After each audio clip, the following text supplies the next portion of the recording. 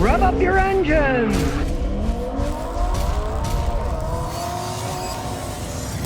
Here's an F-150, has that dreaded evap leak code. Interesting story. The guy one Christmas goes outside and his wife put a bow on it and had bought it for him for his Christmas present. He loves the truck, and at the time he lived in California, the land of law, taxes, and regulations. He doesn't live there anymore. Notice there's no sticker for inspection on the front, and in the back he's got Tennessee tags. Ha ha, don't tread on me. Now he's only got 37,000 miles on it, and the evap code came on. Now, if he was still living in the golden land of California, he would have to get it fixed because he couldn't get his car registered, right?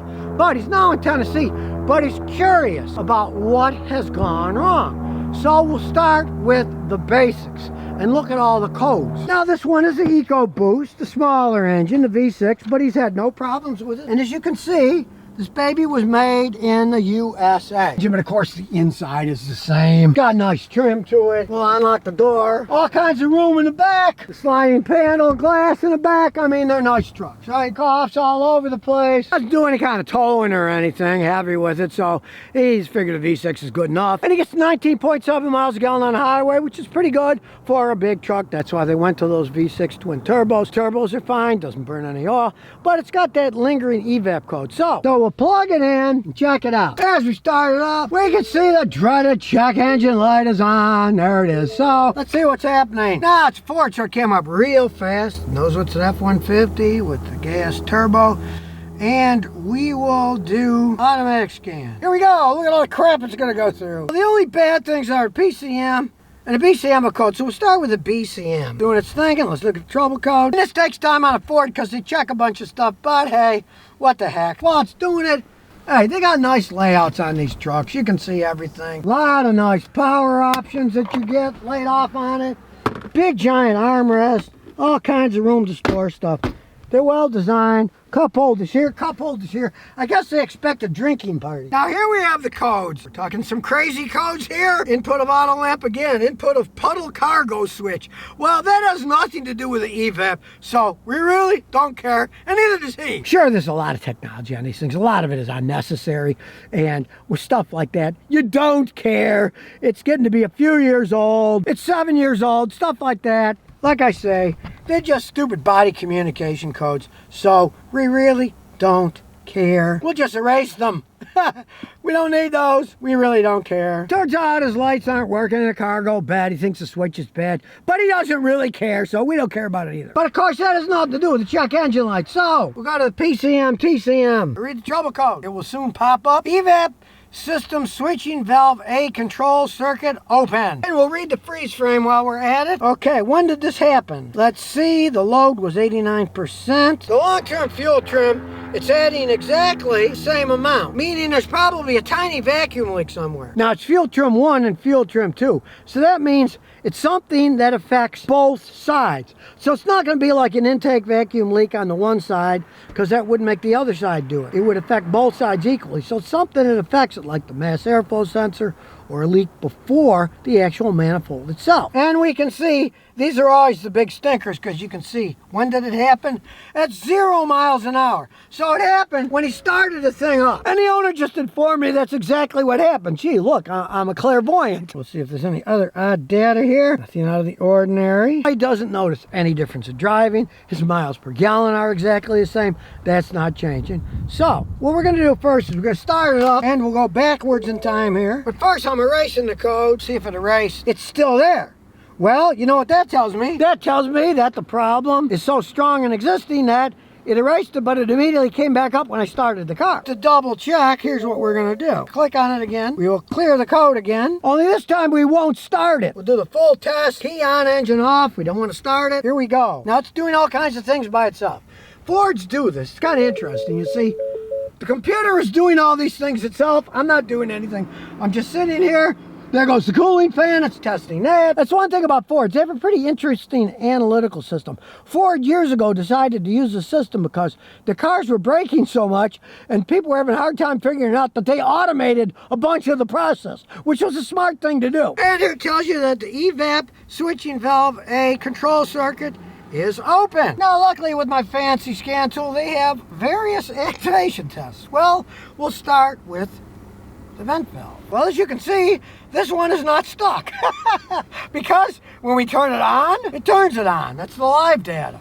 We turn it off, we turn it off. So that one definitely is not stuck. It's open, let's close it. As soon as we close, the live data is it's closed. We'll open it again, it's open instantly. Closed, it's closed. So that's working. We're testing it, we're actuating it, 30.002. Immediately it goes to 40. So there's nothing stuck on any of these valves. They're working perfectly fine. Those are the major ones. And you see, as soon as I actuated them, immediately the live data showed the same data, showing that they're actually working. You can see these things are really handy. You can do everything. You can shut off fuel injectors. You can do all kinds of stuff. The light is off now. It's turned itself off. It's time for a road test. Now, as I'm driving, I notice it's typical. Sometimes it feels a little jiggly, but it gets phenomenal gas mileage. Nothing's coming back on the check engine light for the stupid evap problem. Now, it popped about a month and a half ago, and I'll tell you one thing. Here's the funny thing. When it starts getting colder, sometimes those stupid valves, they'll get a little water vapor and they'll freeze and they'll be stuck open. You can see I tested them and it showed open, open, close, close. So it could have been something that dumb that it had frozen. It's a bit warmer now, and if it doesn't come on this trip, he's not going to care because there's no sense spending any money on something that doesn't affect how it runs. But if it doesn't come back on, our real test is going to be over time. It's supposed to get to be 20 degrees in a while, and if it does come back on, we'll know that the stupid thing is freezing, and we'll just ignore it. Hit the gas. Hey, it takes off. Not as fast as a V8, but it's got plenty of pickup. And no light has come back yet. So there we have it. No check engine light on. This has that crazy stop-start system, which I can't stand. There. We'll rev it up there. Now you'll see it's running. I don't like that thing. I find it annoying. If you like wearing your engine out faster, if you don't push that, no, it won't turn itself off again. It's rather annoying. So, it runs fine. The code hasn't come back. It easily could have been it had some water vapor in it, which froze. Guess what happens? If it freezes, the valves will freeze stuck. And it said it was stuck. But when I tested it with the machine to make it open, open, it immediately opened, close, close. I tested the whole system, and they all worked perfectly fine. So we really don't care. Now, the only curiosity that I have about it, and he'll tell me if it happens, is if it gets really cold outside and it does it again, well, we'll know that it is freezing in the cold weather. Now, years ago, some cars had a problem with the PCV valves like that, and so they actually put a heating element in the PCV valves. Maybe they'll have to do that for these things over time, but hey, it runs fine. We tested it out. Don't throw money wastefully on the parts, and let's say you lived in California like you used to. Well, as long as you start it up and you're driving it and the check engine light stays off, well then we don't care. Oh, there it is. It came back on. Run a running test now. So we go back and it's still got the evap switching valve control circuit is open. We know the switch itself is working because we tested that. This is saying the circuit is open. We also know that the actual wiring itself is complete because if it wasn't, when I commanded it on and off, it wouldn't have instantly turned it off and then on as I switched it on and off. So that means it's a computer problem with this car, and that it's not the valve itself, but the control circuit to it, like it says. Evap switching valve A control circuit is open. Well, you're going to buy an expensive computer module? No, you're not going to. It runs perfectly fine. So, in this case, he's happy he left California and moved to Tennessee because he doesn't have to do a darn thing. He's getting the same gas mileage. Car runs perfectly fine, shifts perfectly fine, and who's going to mess with it? You just hope that the other circuits in the computer don't break down, but a lot of times it's just these stupid evap circuits that break down. So, if you live in California, bad luck. You're going to have to get another computer, and they cost a fortune. But here, he doesn't care. He'll happily drive down the road and ignore the stupid light. Because as I said, look, we're going to activate the stuff. Immediately it's open. We closed. Immediately it's closed. And this is a live data coming from the valve itself. So I'm commanding it with my computer. The computer goes through the same wiring as the computer on the car. I mean, it's wireless, but it's going through my control unit down here, sending the information. And since it's working, that's all intact. The problem is the computer is stuck, and it's not giving the command that it's supposed to give. And in this case, it's kind of good, because it's not telling it to open.